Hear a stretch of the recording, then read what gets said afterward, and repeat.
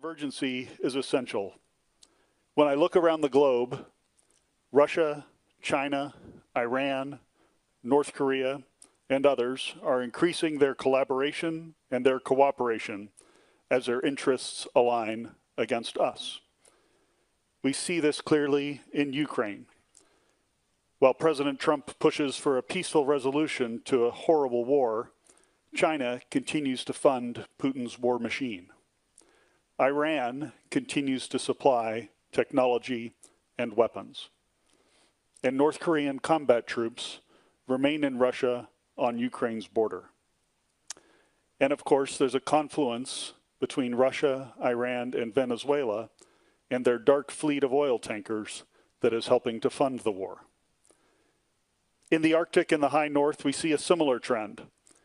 Russian and Chinese vessels are conducting more and more joint patrols. Chinese icebreakers and research vessels are in Arctic waters, and their research is not for peaceful purposes. It's to gain a military advantage. Russia, meanwhile, continues testing advanced capabilities in the Barents Sea. As new shipping routes emerge and new resources are discovered, the Arctic only grows in strategic importance. And all of this comes in the midst of an increasing hybrid threat: airspace violations, GPS and GNSS interference, and the shadow fleet in the Baltic Sea threatening underwater infrastructure. In short, the Arctic, and Northern Europe by extension, has become a front line for strategic competition.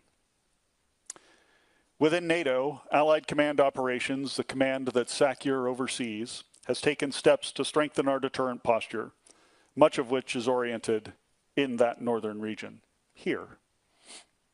Just over a year ago, we established Baltic Sentry, an activity to protect that critical underwater infrastructure. In this past fall, we developed Eastern Sentry to increase our agility and further integrate our air and missile defenses on the eastern flank.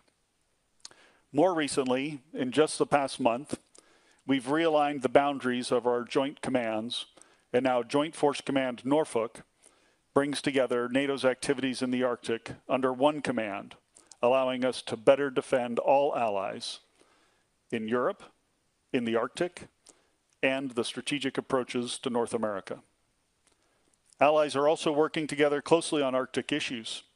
At a recent Arctic Chief of Defense conference, we agreed to increase our understanding of activity in the Arctic, to enhance our domain awareness, and to increase our own activities and exercises in the high north. In short, military cooperation in this region has never been stronger.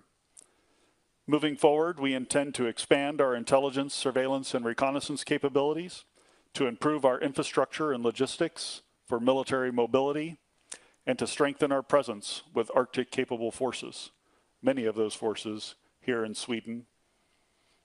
With 7 of 8 Arctic nations inside the alliance, and the other one being Russia, we will and we can get this right.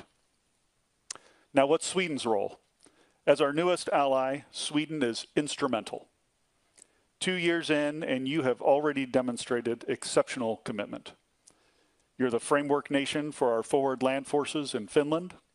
You're filling staff roles throughout my command, especially in critical positions at Joint Force Command in Norfolk and our Training and Assistance Command for Ukraine. You've contributed capabilities for operations and our vigilance activities across the entire